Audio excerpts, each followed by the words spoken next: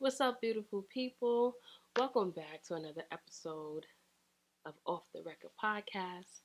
I'm your girl, Nishay J, and this is officially our first episode. So I'm pretty stoked. Stoked. Who says that?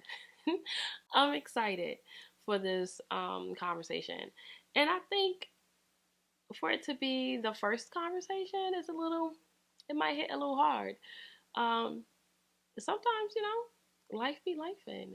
And there's things that we can't control, and there are some things that we can control, and sometimes you the problem. And we're going to talk about it. So, I am a clinician. I've been working for this agency, I want to say, has it been 2 years? No, no. It's been like a year and a half. And the goal, right, is for me to help families either get their kids from foster care or um, prevent the kids from going into foster care. Contrary to what some of these families think, our goal is really for the family. We work for the families, okay? So I had a couple clients, a couple families where I had to let them know that yes, there are circumstances in life that we have no control over, right? Sometimes bad things happen to us. It comes out of the blue. Um, Life be lifing, right? And please don't hate me, y'all, okay? But we gonna keep it real. Sometimes we put ourselves in situations that we could have absolutely avoided, prevented, um, pivot. You know what I mean? Sometimes we the problem, and I had to tell a parent that recently. I can't disclose too much about the case, but I think that it's important for us to understand that our behaviors, the way we think, the way we see the world, how we receive information, um, really plays a lot into the outcome of said behaviors. And I don't think people really want to talk about that. I had to explain to a mom that the same behaviors that she's complaining about with her children are the behaviors that she's exhibiting with me. And I think people believe that just because we are adults, that we can behave and act and treat people however we want to treat them, and it makes it right because we're grown. But when kids start to exhibit those same qualities, now it's a problem.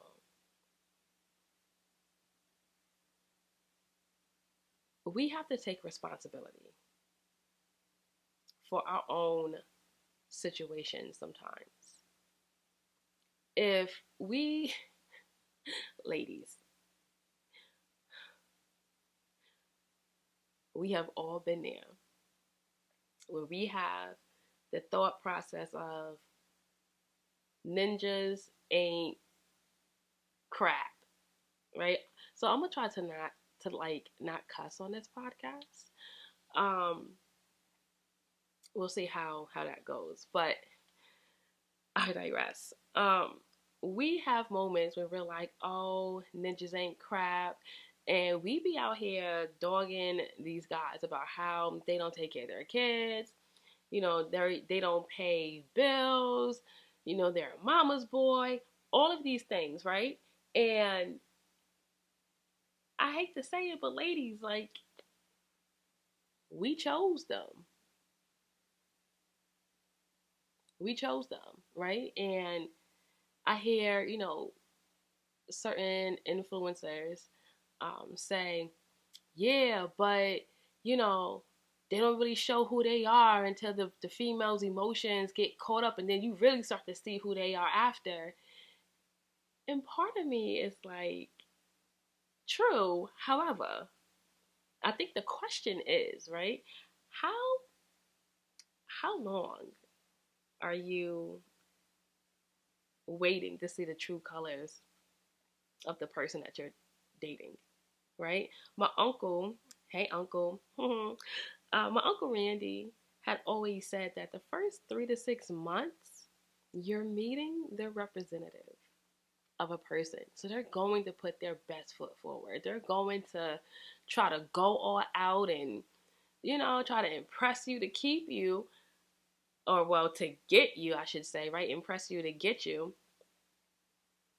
So they're going to be this great person. But after about, once you start hitting close to that 6 month mark, you really start to see a person.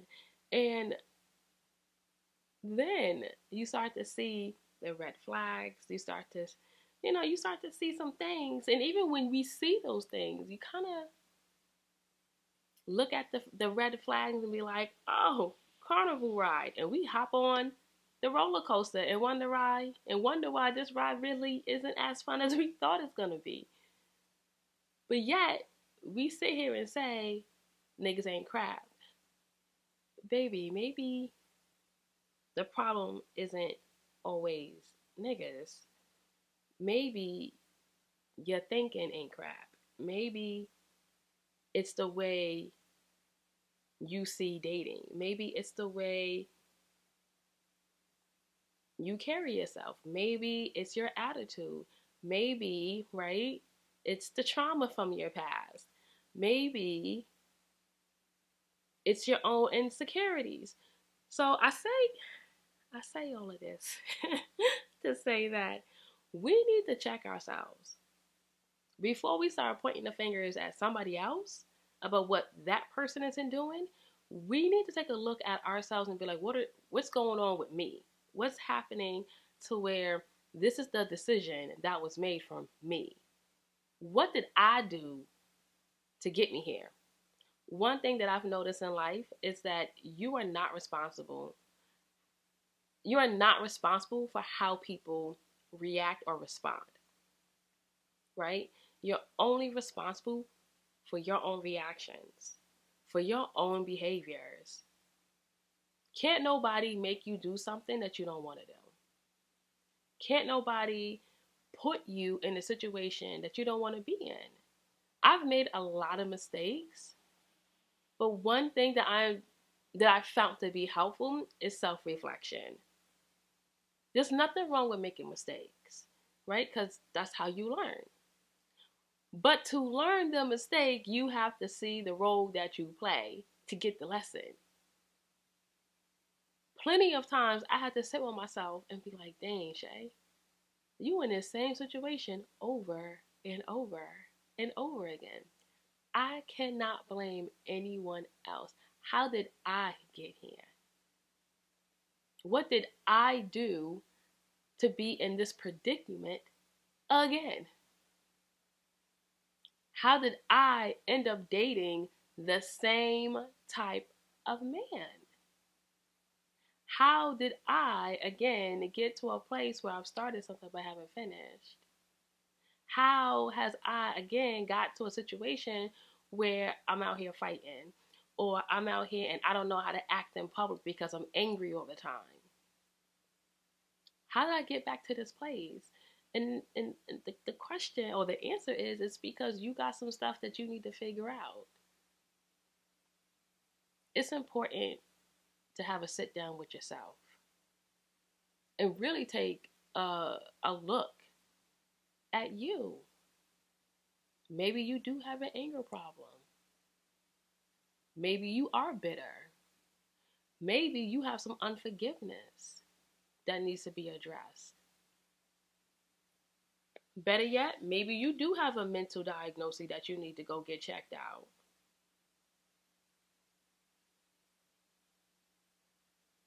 I think that throughout life, God show you what's happening to you. And what I mean is, right? Let me see if I can find an example from my life. Okay, I'll choose men, being that that was a topic that I had brought up already. So at one point, I kept dating the same type of men. And it got to a point where I had to ask myself, like, Shay, what are you doing? What the heck is going on? And when I couldn't figure it out, I had got a counselor. And within counseling, I learned I got daddy issues. And what's crazy is I've been hearing that throughout my dating experiences from family, from friends. I've already been told this multiple times by different people and different people that don't always intertwine with each other. So if you have somebody coming to you multiple times from different social group settings telling you the same thing, and these people are not intertwined together, there might be some truth to that. And you might need to handle it. We can't be out here blaming everybody for where we're at in life without checking ourselves. If you want to get better, you want to do better, you have to change some things. You have to look at yourself and get the help that you need. You pointing one finger at somebody, but there's like three fingers pointing back at you. Take accountability. Take responsibility. Consult the people who are dear to you. Talk to your family members like, hey, like I notice that I struggle in this area. Or I think I might have this problem. What do you think? I have a team of people that I call. If I'm self-reflecting and I'm a little stuck and I may not know which way to go or how to achieve something, or maybe I need clarity on something, I'll call my team. Hey, this is what I'm going through. What do you? This is I'm realizing, or I'm seeing that there might be a pattern. What do you think? I'm always calling my team. This is why you should have a team. And if you don't have a team, then you know you have to figure out why you don't have a team. Maybe you're mean. Maybe you don't know how to talk to people. Maybe you're OD disrespectful and yelling and screaming all the time and don't know how to act, and people don't want to deal with you. I think, especially as women, right? We have to do better. And it pains my heart to see my sisters out here, right? Acting like they ain't got no sense. Right? And then, right, oh, this is what gets me. When you try to correct another sister, listen, try to correct another sister because you're concerned. And you can see that their behavior is leading them down a path of destruction. Especially in the field that I work in with foster care. And you're trying to explain to this sister, hey, what you're doing it's a problem, sis. It's not a good look on you. What blows my mind is their response. Oh, you hating on me. You a hater. I'm a hater.